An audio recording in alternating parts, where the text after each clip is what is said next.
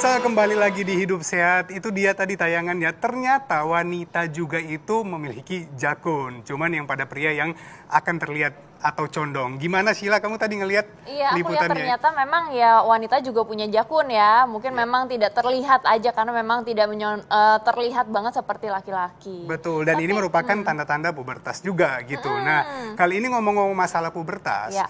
Nah, biasanya ini kita orang tua kalau melihat perilaku anak ya walaupun belum pubertas itu kita selalu emosi. Betul. Kadang kita emosi itu bukan hanya pubertas saja.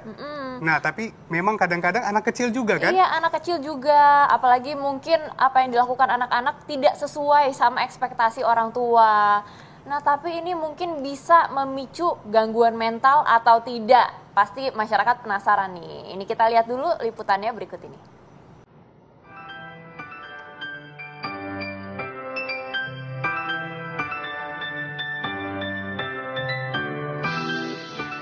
Pemirsa, melihat tumbuh kembang sang anak menjadi suatu kebahagiaan tersendiri bagi para orang tua. Namun di samping itu, para orang tua terkadang kesal. Bahkan emosi melihat tingkah laku anak yang membuatnya melakukan hal buruk terhadap sang anak, seperti berkata kasar hingga menyakitinya secara fisik.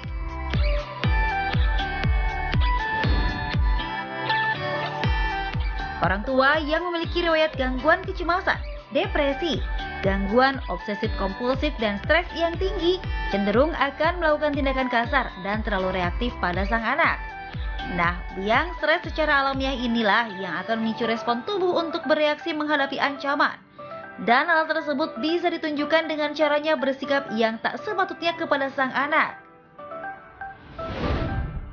Jadi paling sering sih marahnya misalnya susah makan, terus terutama sekarang kan sering tugas-tugas online tuh belajar di rumah tugasnya yaitu sih emosinya suka keluar kalau dia misalnya dikasih tahu agak sulit gitu. Kayak apalagi anakku umurnya kan baru 5 tahun juga, jadi dia belum bisa untuk fokus banget juga kan untuk menyelesaikan suatu tugas. Kadang dia baru jawab satu, abis itu dia main-main yang lain, jadi ya kesel juga sih.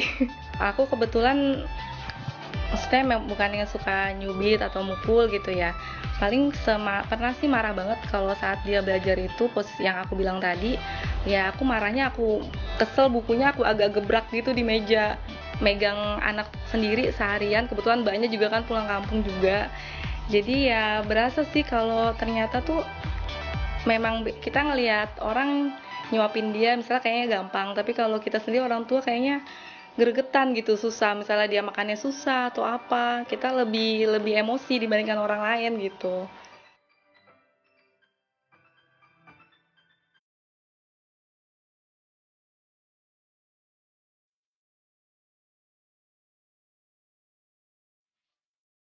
Pemirsa, bersikap kasar terhadap anak-anak usia dini akan membuat sang anak mengalami trauma dan berefek buruk bagi perkembangannya. Efek buruk apa sajakah? Dan bagaimana cara orang tua menjalin komunikasi yang baik dengan sang anak? Simak jawabannya bersama dokter di Studio Hidup Sehat berikut ini. Iya pemirsa, jadi memang ini kadang-kadang anak-anak ini suka bikin mungkin orang tua jadi tidak bisa menahan emosi gitu. Apalagi sekarang ini kan lagi pandemi, jadi memang banyak sekali yang anak-anak ini belajarnya online di rumah, pasti treatmentnya juga beda ya untuk orang-orang yang orang tua yang mengurus anaknya di rumah. Nah, benar banget nih. Maka dari itu di tengah kita sudah ada Dokter Lahargo Kembaran, spesialis dokter jiwa. Nah, selamat siang dokter. Selamat siang Dokter, ini gimana nih? Ya. Kalau kita ngelihat, ini pengalaman pribadi saya juga dan istri juga itu kadang kita nggak ada masalah sebenarnya dengan anak yang belajar di rumah. Cuman ternyata pada saat mereka ini di rumah, ini kadang tugasnya yang sudah banyak, kadang anak-anak yang selalu fokus dengan dunia mainnya, kita kadang suka emosi. Dan bahkan ada orang tua yang sering berkata-kata kasar. Ya. Nah, ini fakta atau mitos, dok? Berkata kasar pada anak saat marah, membuat anak akan melakukan hal yang sama di kemudian hari.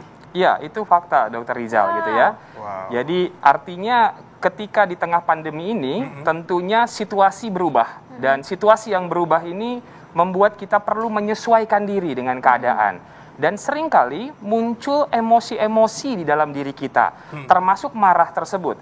marah sebenarnya adalah sebuah puncak gunung es gitu ya. Di bawahnya itu banyak sekali hal-hal yang terjadi. Mungkin rasa cemas, kecewa, ada rasa sedih, ada rasa terkucilkan dan yang lainnya. Dan itu kemudian kita ekspresikan kepada anak kita. Bentuk komunikasi antara orang tua dan anak adalah merupakan suatu bentuk pola asuh. Gimana kita mengkomunikasikan apa yang kita inginkan kepada anak kita. Dan caranya pun berbeda-beda. Nah, marah adalah merupakan salah satu bentuk emosional dari komunikasi orang tua. Tetapi ketika marah itu disertai dengan kata-kata yang kasar, kemudian dengan suatu yang berkepanjangan, maka itu bisa berdampak psikologis bagi anak. Dan salah satunya yang tadi disampaikan, bahwa anak kemudian menjadi memiliki suatu perilaku pemarah juga di kemudian harinya.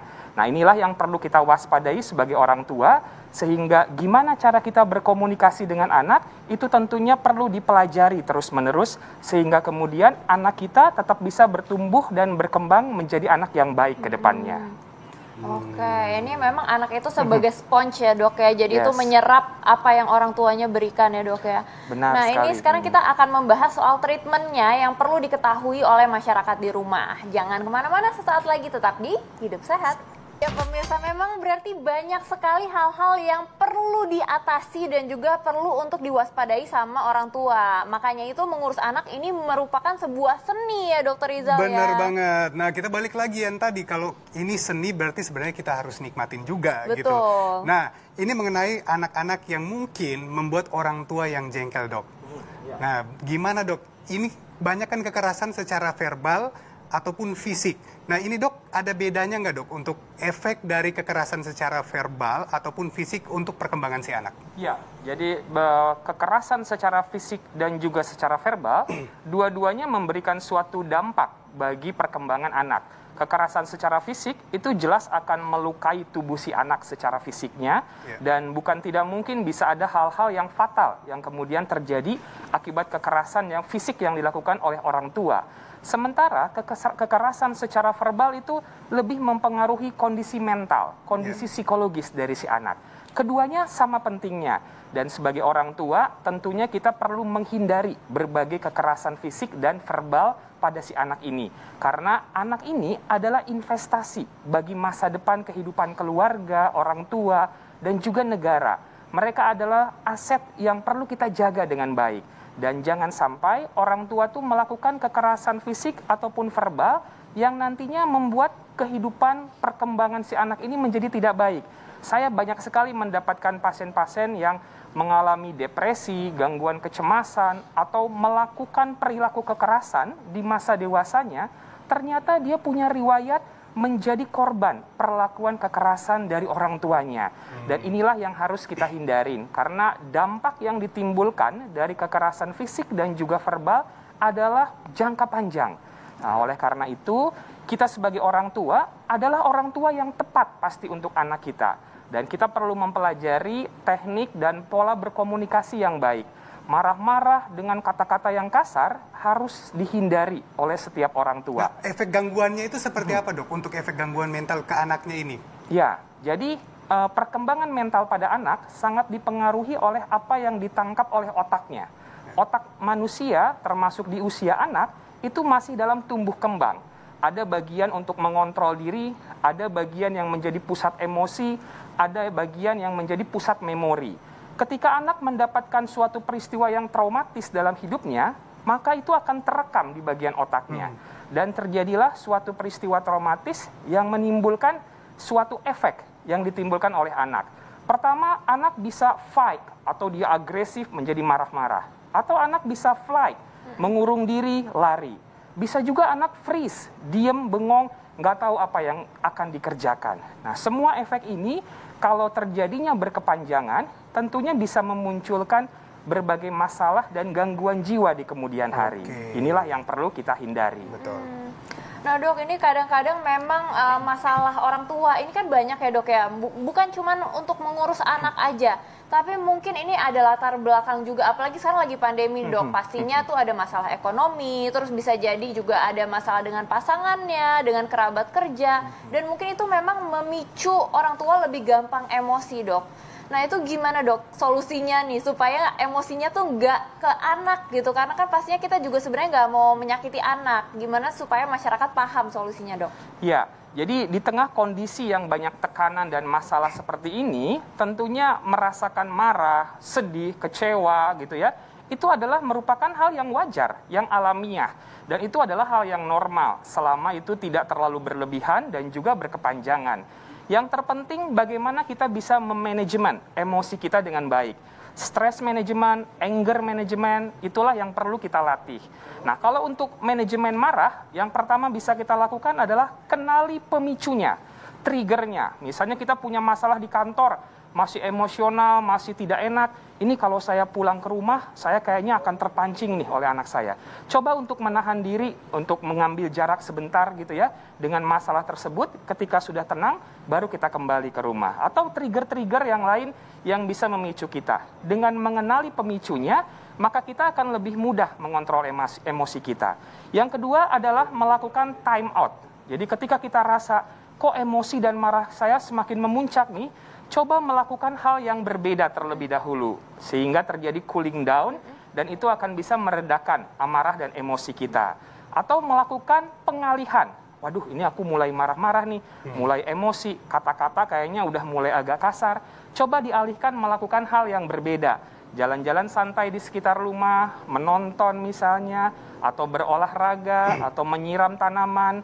Nah, dengan melakukan itu semua, amarah kita bisa lebih mereda, dan kita bisa memiliki kontrol diri yang lebih baik.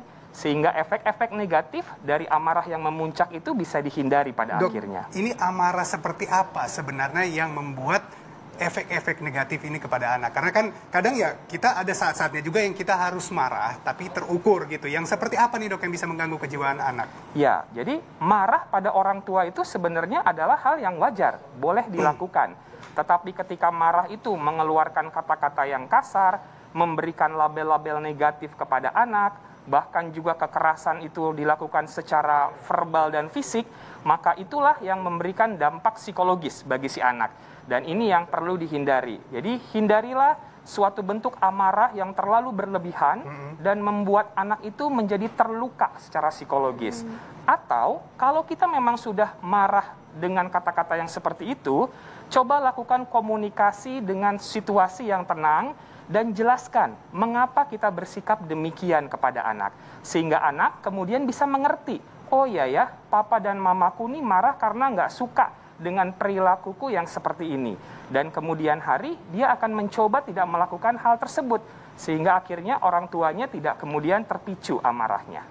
Ya, sebenarnya seberapa penting gini dok untuk membangun komitmen bersama anak gitu. Karena kan kadang orang tua ini kan harus kompak juga. Itu seberapa penting gitu?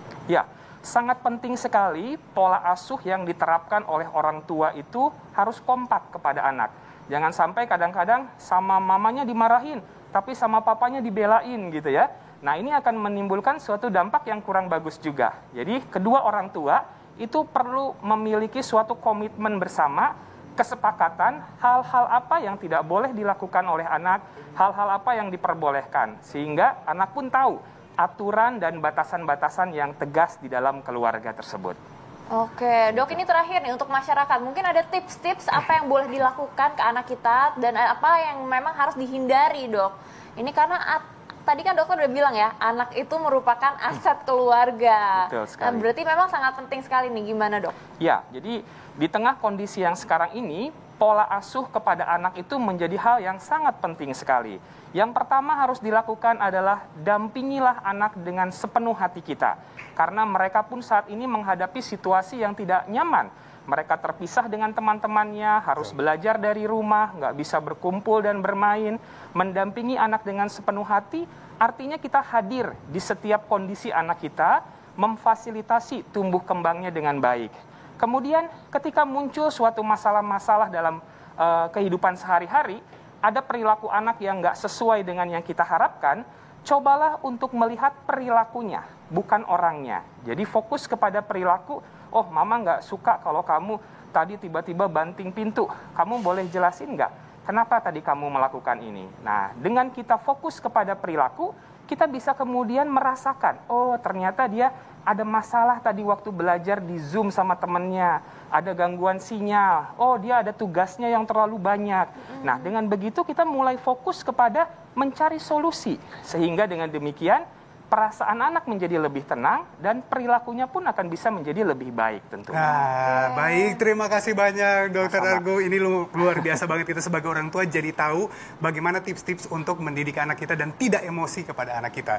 Betul. Nah, setelah yang satu ini kita akan membahas tentang salah bantal. Aku nih sering banget loh, Sheila. Pernah? Aku juga pernah, pastinya semua orang pernah lah ya mengalami salah bantal ini, apalagi kalau misalnya kita lagi kecapean, terus nggak benerin posisi bantal, langsung tidur, besoknya pegel-pegel. Bener banget, kita akan ngomongin bagaimana cara mengatasi salah bantal setelah yang satu ini hanya di Hidup Sehat. Hidup sehat.